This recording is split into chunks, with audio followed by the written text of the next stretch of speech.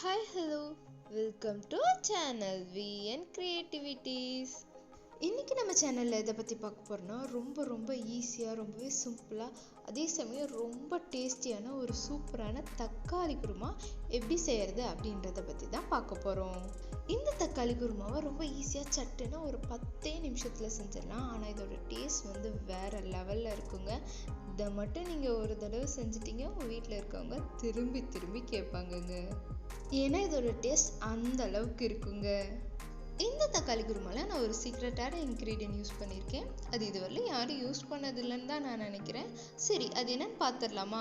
அதுக்கு முன்னாடி இப்போதான் நீங்கள் நம்ம சேனலை ஃபஸ்ட் டைம் பார்க்குறீங்கன்னா மறக்காம சப்ஸ்கிரைப் பண்ணிடுங்க. கூடவே இந்த பெல் ஐக்கானையும் கிளிக் பண்ணிடுங்க. அப்போ தான் நான் போடுற வீடியோஸோட நோட்டிஃபிகேஷன்ஸ் உங்களுக்கு வரும். இந்த தக்காளி குருமா செய்கிறதுக்கு தேவையான பொருட்கள்லாம் ஃபஸ்ட்டு எடுத்து வச்சிடலாம். ஃபஸ்ட்டு ஒரு பெரிய வெங்காயத்தை இந்த மாதிரி சாப் பண்ணி வச்சுக்கோங்க.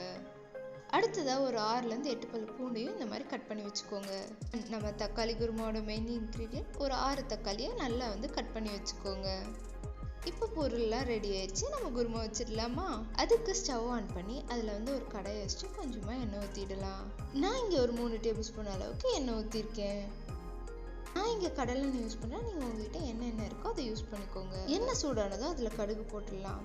கடுகு பொரிஞ்சதுக்கு அப்புறமா நான் ஒரு 1/2 டீஸ்பூன் அளவுக்கு மிளகு அண்ட் சீரகம் எடுத்து வச்சிருக்கேன். அதை இதோட ஆட் பண்ணிக்கலாம். கடுகு பொரிஞ்சதுக்கு அப்புறமா நம்ம கட் பண்ணி வச்சிருக்க வெள்ளைப்பூண்டு இதோட சேர்த்து நல்லா வணக்கிடலாம். அடுத்ததான் நம்ம கட் பண்ணி வச்சிருக்க வெங்காயத்தையும் இதோட சேர்த்துடலாம். நீங்கள் பிகினராக இருந்தால் ஒரு டிப் சொல்கிறேன். நீங்கள் எப்பயுமே எதையும் ஆட் பண்ணும்போது உங்களோட சைட் மரச்சாப்பில் நீங்கள் கட்டுற வச்சுக்கிறது பெட்டராக இருக்கும். அப்போ தான் மேலே எதையும் தெரிக்காது. இப்போ இந்த வெங்காயம் நல்லா டிரான்ஸ்பரண்ட் ஆகிற வரலும் நம்ம வணக்கிடலாம். இங்கே பாருங்கள், வெங்காயம் நல்லா கண்ணாடி பதம் வந்துருச்சு. இப்போ இந்த ஸ்டேஜில் நம்ம கட் பண்ணி வச்சுருக்கோம் இல்லையா தக்காளி, அதை இதில் ஆட் பண்ணிடலாம். தக்காளி ஆட் பண்ணிட்டு அதையும் சேர்த்து நல்லா வணக்கிடலாம்.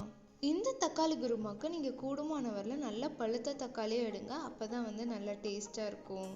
அதே சமயம் தக்காளி இந்த அளவுக்கு பெருசாக கட் பண்ணுங்கள், ரொம்ப சின்னதாக கட் பண்ண வேணாம். இப்போ இதில் ஒரு 1/2 டீஸ்பூன் அளவுக்கு கல்லுப்பு, 1/4 டீஸ்பூன் அளவுக்கு மஞ்சள் தூள் அண்ட் 1/2 டீஸ்பூன் அளவுக்கு மிளகாய் தூள் ஆட் பண்ணி நல்லா வணக்கிடலாம்.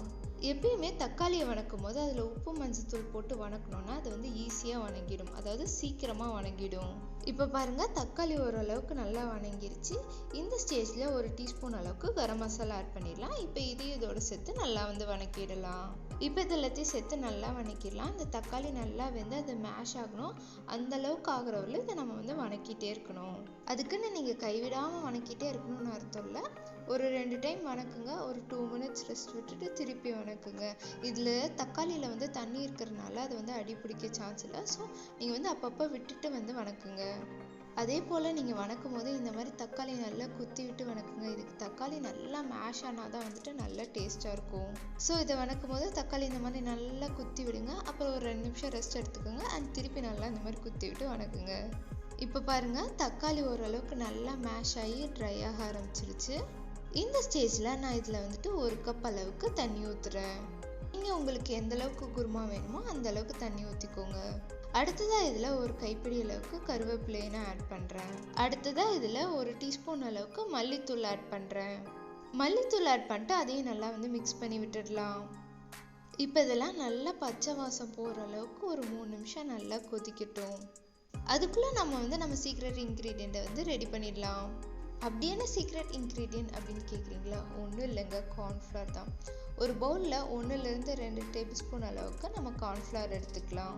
இப்போ இதில் கொஞ்சமாக தண்ணி ஊற்றி இந்த கார்ன்ஃப்ளவரை நம்ம நல்லா கரைச்சிடலாம். கார்ன்ஃப்ளவரை கரைக்கும் போது அதில் கொஞ்சம் கூட கட்டியே இல்லாமல் நல்லா கரைச்சி விட்டுருங்க. எங்கேயுமே கொஞ்சம் கூட கட்டி இருக்கக்கூடாது. ஆக்சுவலாக இது கடல மாவு கரைச்சி ஊற்றி வைக்கிற குழம்புங்க. ஒரு டைம் கடல மாவு இல்லாதனால கார்ன்ஃப்ளவர் போட்டால் என்ன அப்படின்னு யோசிச்சு தான் போட்டேன். ஆனால் சூப்பராக வந்தது. அதை தான் இப்போ நான் உங்ககிட்ட ஷேர் பண்ணுறேன். இப்போ பாருங்கள், குருமா நல்லா தளன்னு கொதிச்சு அதோட பச்சை வாசல்லாம் போயிடுச்சு. இப்போ நம்ம கரைச்சி வச்சிருக்க கார்ன்ஃப்ளவர் இதோட ஆட் பண்ணி நல்லா மிக்ஸ் பண்ணி விட்டுடலாம். இப்போ இது ஒரு 2 நிமிஷம் நல்லா கொதிக்கட்டும். ஆக்சுவலாக நான் ஒரு தடவை முட்டை மசாலாவுக்கு அந்த கிரேவி நல்லா திக்காக வரணுங்கிறதுக்காக கார்ன்ஃப்ளவர் யூஸ் பண்ணேன். அது நல்லா இருந்தது. அதை இன்ஸ்பிரேஷனாக வச்சு தான் இதை நான் ட்ரை பண்ணேன். இதுவுமே சூப்பராக வந்ததுங்க. எனக்கு கடல மாவு கரைச்சி ஊற்றி வைக்கிற குருமாவோட இந்த குருமா தாங்க ரொம்ப பிடிச்சிருக்கு. இப்போ பாருங்க குருமா நல்லா 2 நிமிஷம் கொதிச்சிருச்சு. இப்போ வந்து ஸ்டவ் ஆஃப் பண்ணிடலாம். உங்களுக்கு குருமா வந்து எந்த அளவுக்கு திக்காக வேணுமோ அந்த அளவுக்கு நீங்கள் வந்து கார்ன்ஃப்ளவர் வந்து ஆட் பண்ணிக்கோங்க. உங்களுக்கு தண்ணியாட்டம் வேணும்னா 1 ஸ்பூன் மட்டும் ஆட் பண்ணுங்க. ஒருவேளை நல்லா வந்து திக்காக வேணும் அப்படின்னா 2 ஸ்பூன் ஆட் பண்ணிக்கோங்க. அவ்வளோதாங்க, நம்ம கார்ன்ஃப்ளவர் குருமா வந்து ரெடி ஆயிடுச்சு. இனி இதை வந்து சர்வ் பண்ணிட வேண்டியதுதான். இதில் நீங்கள் கார்ன்ஃப்ளவர் கரைச்சி ஊற்றி தான் செஞ்சுருக்கீங்க அப்படின்றத நீங்கள் சொல்லாத வரல யாருமே நம்ப மாட்டாங்கங்க. இது நீ எதில் செஞ்ச இவ்வளோ டேஸ்டாக இருக்குன்னு கண்டிப்பாக கேட்பாங்க பாருங்க. ஏன்னா இதோட டேஸ்ட் அந்த அளவுக்கு இருக்குங்க. இது டேஸ்டாக இருக்கிறது மட்டும் இல்லாமல் நமக்கு சீக்கிரமாகவும் இது செஞ்சிடலாம். இதுலேயே கடல மாவு கரைச்சி ஊற்றி எப்படி குருமா வைக்கிறது அப்படின்றத நம்ம சேனலில் ஆல்ரெடி நான் வீடியோ போட்டிருக்கேன். உங்களுக்கு வேணா அதோட லிங்க் வந்து டிஸ்கிரிப்ஷன் பாக்ஸில் போடுறேன், செக் பண்ணி பாருங்க. இந்த மாதிரி ரெசிபிக்கு மறக்காமல் என்னை வந்து சப்ஸ்கிரைப் பண்ணிக்கோங்க. அண்ட் இந்த வீடியோ எப்போ பார்த்தாலும் ஒரே மாதிரி தக்காளி குருமா வைக்கிற உங்கள் ஃப்ரெண்டுக்கு ஷேர் பண்ணி விடுங்க. நீங்களும் இதை செஞ்சு பார்த்து இது எப்படி வந்திருக்கு அப்படின்றத மறக்காமல் எனக்கு கமெண்ட்டில் சொல்லுங்கள்.